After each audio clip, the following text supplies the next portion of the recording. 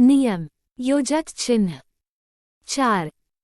अपना जीवन साधारण बना लें और वह ऐसा हो कि प्रकृति से मिलजुल जावे। इस नियम का विषय अत्यंत कठिन है। सादगी कुदरत की जान है। ये वह पर्दा है जो भूमा में छिपा रहता है। इससे गति और बढ़ाव अमल व्यवहार में आता है। इसको अगर भूमा की आत्मा कह लिया जाए तो बेहतर होगा। ये सचमुच प्रकृति की जान है। इससे कूद फांद शुरू होती है। यही चीज बिल्कुल असल है। इसके बाद जो बात आती है वह माया का दायरा है। आमतौर पर लोग इसी दायरे में काम करते हैं और उछल कूद एवं तड़क भड़क सब इसी की तरह रहती है। यानी यह चीज सृष्टि विन्यास का कारण होती है। इस चीज को लोग अपने अंदर बढ़ावा देते जाते हैं। नौबत यहाँ तक आती है कि लोग अपने अंदर ऐसी गुत्थियां बना लेते हैं जिन्हें सुलझाने के लिए खास इच्छाशक्ति की जरूरत पड़ती है। लिपट लिपटाकर, सिमट सिमटाकर लोग ऐसा रूप अपना लेते हैं जिससे कि इसमें प्रकट रूप से एक ठोसता का निशान नजर आने लगता है। बाहरी वातावरण भी उस पर अपना असर डालना शुरू कर देता है। उसमें क्रिया प्रतिक्रिया प्रकट होने लगती है। नतीजा खराबी ही खराबी होती चली जाती है। इस पर्दे में सादगी का फैलाव छिपता जाता है। ये सब मिल मिलाकर इंसान ऐसा जाल बना लेता। 228। नियम 4 है कि जिसमें वह अपने आप ही फंसने लगता है, बल्कि यह कहिए कि फंस जाता है। सृष्टि के पहले खामोशी ही खामोशी थी। सृष्टि का समय आने पर क्षोभ पैदा हुआ। सृष्टि प्रकट हुई। जो चीजें पैदा हुई वे अपने साथ असल ताकत का प्रतिबिंब लाईं और लगभग थोड़ी थोड़ी हर ताकत इसमें मौजूद थी। इस वजह से इनका भी वही काम है जो असल का था। क्षोभ के असर से सृष्टि और उसको स्थिर रखने की जरूरी ताकतें प्रकट हुईं। दूसरे मायने में एक प्रकार का मकड़ी के जाल की तरह तांता बन गया और हर चीज और कण जिसने ये तांता या लड़ी बनाई ताकत रखती थी। उसका रूप अब भी वही है और वैसा ही रहेगा जब तक कि उसकी वापसी का वक्त न आ जाए। जब इंसान पैदा हुआ उसकी हालत सुषुप्त रूप में थी। उन तत्वों में जिन्हें वह अपने साथ लाया था उस वक्त विकास नहीं हुआ था। धीरे धीरे वे ताकतें तरक्की करती रहीं और इस हालत में पहुंचा दिया कि वह ईश्वरीय ख्याल जो उसको प्रत्यक्ष करने का आधार था काफी तरक्की कर गया। यही एक चीज थी जो भूमा से पैदा होकर सृष्टि का कारण बनी, जिसने फैलाव और सारा विस्तार कर दिखाया। दूसरे अर्थों में ताकतों का ख्याल रखते हुए उसकी कुल ताकत हर चीज में, हर कण में पूरी तौर पर मौजूद हो गई। अगर एक कण के बहुत से छोटे छोटे टुकड़े किए जाएं तो उन हजारों टुकड़ों में से हर एक में वही ताकत मिलेगी जो मूल कण में थी। इस तरीके से वह असल चीज, ख्याल या क्षोभ जिसका उभार विस्तार रूप में इंसान में मौजूद है, ऊपर लिखे हुए नियम के अनुसार वही ताकत सामर्थ्य रखती है। मगर चूंकि भूमा का ख्याल अपनी शक्ति को ऊपर से नीचे बदलने का था, यानी ऊंचे से नीचे की ओर जो कि एक दूसरे के विरोधी हैं, इसलिए इंसान में मौजूद इस ख्याल ने उसके प्रतिकूल की दशा अपना ली और वह अपने में उसी हिसाब से विस्तार करने लगा जैसे कि भूमा ने अपने दायरे में किया था। चूंकि टुकड़ों ने विपरीत। 229 सहज मार्ग के 10 नियमों की व्याख्या। पहलू को अपना असल समझ रखा है, इसलिए उससे ऐसी दशाएं प्रकट होने लगी जो कुदरत के विरुद्ध हैं और उसी शक्ल का तांता या जाल वह अपने अंदर बुनने लगा। उसकी शक्ल भी अब विपरीत दशा में वही हो गई जो भूमा की शक्ल अपने शुद्धतम रूप में है। अंतर केवल इतना रहा कि वहां सच्चाई है, यहाँ उसके विपरीत हरकत होने के कारण उसकी विपरीत दशा। काम दोनों ने एक ही किया। भूमा के इस विस्तार की वापसी उसी वक्त हो सकती है जब वो अवधि समय सीमा जो ख्याल के कंपनों ने कायम कर ली है खत्म हो जाए।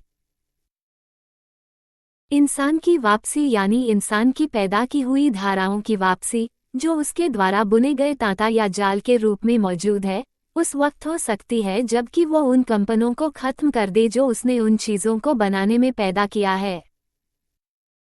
अब चूंकि यह कंपन जो इंसान ने पैदा की है भूमा की विपरीत हालत की कंपन है, इसलिए उसकी बिगड़ी हुई शक्ल और ठोसता की हालत उसमें मौजूद है। और जो असली कंपन भूमा में क्षोभ के कारण पैदा हुई है वो उसमें अपने स्थिति के अनुसार सूक्ष्म तरीके में और असल रूप में कंपन की शक्ल में व्यक्त है। इन कंपनों में बस इतना ही अंतर है। इसमें मानव निर्मित कंपनों में अंधापन है, जबकि उसमें जैसे का तैसा जो भी ताकतें उस असल में मौजूद हैं वही ताकतें इंसान में प्रकट हुईं। इसलिए कि इंसान के ख्याल में वे सभी तत्व शामिल थे जो भूमा के क्षोभ के वक्त मौजूद थे। इसमें चूंकि अंधापन था इसलिए इसने उसके विपरीत काम किए और वह शक्ति जो इंसान में दाखिल हुई उनका उपयोग विपरीत दिशा में होने लगा। इन सब ने मिल मिलाकर उस तांते को बुनने में मदद की जो इंसान ने अपने ख्याल से बनाया था। उसका हर कण या तत्व इसी वजह से इतना ताकतवर बन गया जैसा कि भूमा के तंतुओं का था और उसने भी अपने अंदर एक दुनिया बसा ली। हर शक्ति इतनी ताकतवर बनी कि 230 नियम 4 जवाब देने लगी और उसमें एक जानदार की तरह हरकत पैदा हो गई और हर चीज में मन और ख्याल काम करने लगा। जितने आदमी उतने ही ख्याल शामिल हैं। अब चूंकि हर शक्ति ताकतवर बन चुकी थी उतने ही ख्याल उसमें अपने अपने हिसाब से पैदा हो गए। अब कहिए आपने भी कुदरत के समान अपनी एक दुनिया बसा ली। साम्यावस्था जाती रही, युद्ध और झगड़े शुरू हो गए। एक शक्ति कह रही है कि खुले में टहलने चलो, दूसरी कहती है कि ठंडक बहुत है जो कम हो जाने का डर है। तीसरी शक्ति ने एक और बात प्रस्तुत की तो चौथी ने दूसरी बात प्रस्तुत की। पांचवी को धन दौलत कमाने की चिंता हुई। छठी ने कहा कि रोजगार करो। सातवीं कहती है कि इसमें बहुत मेहनत पड़ेगी। आठवीं कहती है कि किसी मालदार प्रिय इंसान या रिश्तेदार से दोस्ती करो और उसका दिल हाथ में ले लो ताकि वह सारी दौलत तुम्हें दे दे। एक और शक्ति जवाब देती है कि भाई ये सब बेमतलब की बातें हैं। जब तक शादी न हो जाए और बाल बच्चे न पैदा हों तब तक ये कोशिश बेकार है। यह इसलिए कि उसका फायदा उठाने वाले पहले मौजूद तो हों।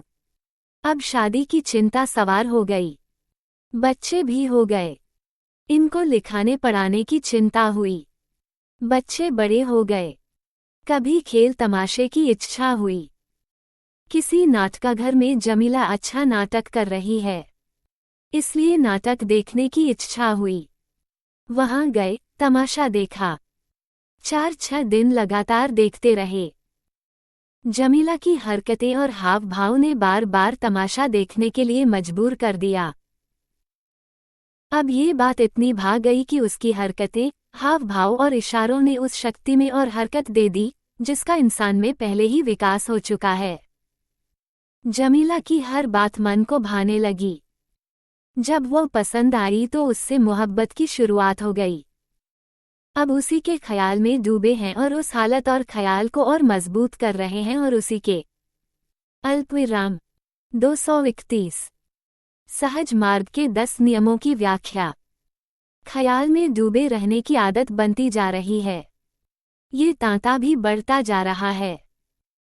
आदत बिगड़ रही है और इस आदत का यह असर हो रहा है कि उसकी तरह हर चीज जमीला ही मालूम हो रही है और उस पर वही ख्याल असर कर रहा है। अब चिंता इस बात की हुई कि उसकी तृप्ति पूर्ति बिना धन दौलत के नहीं हो सकती। मगर उनको जमीला के ख्याल से फुर्सत कहाँ कि वे मेहनत से रुपया पैसा पैदा करें। इसलिए ये चिंता हुई कि कहीं से किसी का धन हड़प लो। साथ ही यह ख्याल पैदा हुआ कि इस तरह संभव है कि जेल जाने की नौबत आ जाए, मुकदमेबाजी की झंझट शुरू हो जाए, इसलिए झिझके भी।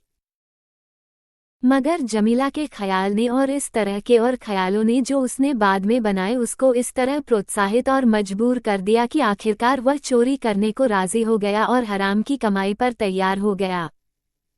क्या था और क्या हो गया? उसके ख्यालों ने उसकी कैसी मदद की? क्या तरीका अपनाया और कैसे उसको जकड़ दिया? ये कुछ मोटे मोटे उदाहरण हैं जिन्होंने उस तांतों में मजबूत कड़ियां पैदा कर दी और इन ख्यालों को संघर्ष से गर्मी पैदा होने लगी। इस गर्मी ने सेक का काम किया जिससे उनमें और भी मजबूती आ गई। ठोसता बढ़ती गई, जाल और मजबूत होता गया। अब उसने जिस डोरी में अपने आप को जोड़ा था उससे नई नई बातें प्रकट होने लगीं।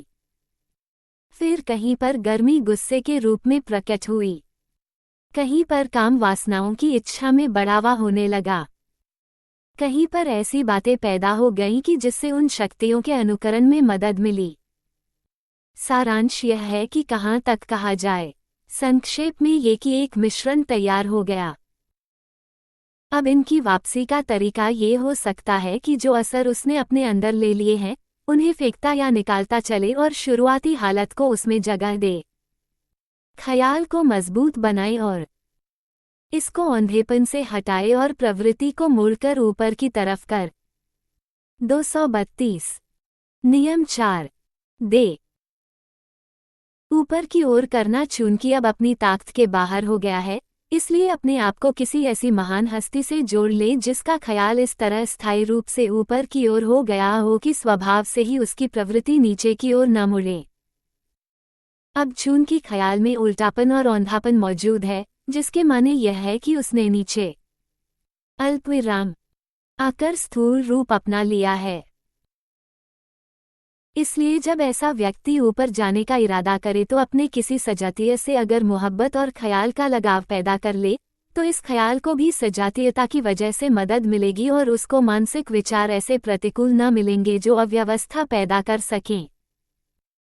इसके साथ साथ ऐसी आदतें भी बनानी चाहिए जो इस जाल को उखाड़ने और तितर बितर करने में मददगार होती रहें।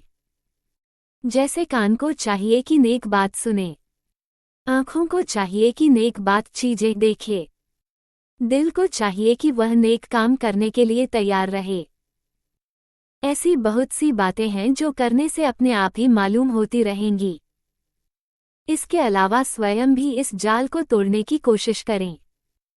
हर मंजिल पर इसके तोड़ने के भिन्न भिन्न ध्यान और अभ्यास के तरीके हो सकते हैं। साथ ही साथ यह इरादा जरूर करें कि इसको तोड़कर रहूंगा और कोशिश में लग जाएं। विभिन्न चक्रों में विभिन्न गुत्थियां इस जाल में लग गई हैं और लगती रही हैं। इन्हें छिन्न भिन्न करने के लिए किसी ऐसे व्यक्ति से संबंध बहुत मदद दे सकता है जिसने अपने जाल के बंधनों को तोड़ दिया हो। इस दर्शन पर अत्यंत बुद्धिमानी से विचार करना चाहिए। ये गहन रहस्य हैं जो खोले जा रहे हैं ताकि लोग इन पर चिंतन करें और कार्यरूप में उतारें। इस पूरी व्याख्या के बाद पाठकों से मेरी विनम्र प्रार्थना है कि उस जाल को जो आपने खुद बुना है तोड़कर उस ताकत को फिर से अपनाएं जो कुदरत की जान है और गुप्त। 233 सहज मार्ग के 10 नियमों की व्याख्या रूप में मौजूद है और कुदरत की सादगी को आदर्श मानकर, जो कि ध्यान देने पर शून्य में हर व्यक्ति को दृष्टिगोचर हो सकती है, उसे अपना मकसद मानकर हमें गंतव्य तक पहुंचने की कोशिश करनी चाहिए। कोशिश इस तरह की होनी चाहिए कि समस्त शक्ति, विचार व अनुभव आदि सब उसमें लय हो जाएं और उनकी दशा अपने पहले से लिए हुए प्रभावों को नष्ट करके बिल्कुल ऐसी हो जाए कि आपकी हालत उससे मिलजुल जाए। तब समझिए कि आपने अपने आप को उस तरफ झुका दिया है। तरीका यही हो सकता है जिसका ऊपर बयान किया जा चुका है, यानी उछल कूद और तड़क भड़क कम करते चलें। उन चीज़ों को जो अपने में शामिल हो गई हैं, उन्हें निकालते चले ताकि आपका बुना हुआ जाल टूट जाए और आप वह निखरी हुई हालत सही तौर से देख सकें जिस पर आपको पहुंचना है। ये बात उस वक्त हासिल हो सकती है जब आप, जैसा कि ऊपर कहा जा चुका है, किसी ऐसे व्यक्ति की सोहबत अपना लें जो अपना जाल तोड़कर उसमें काफ़ी तैराकी कर चुका हो।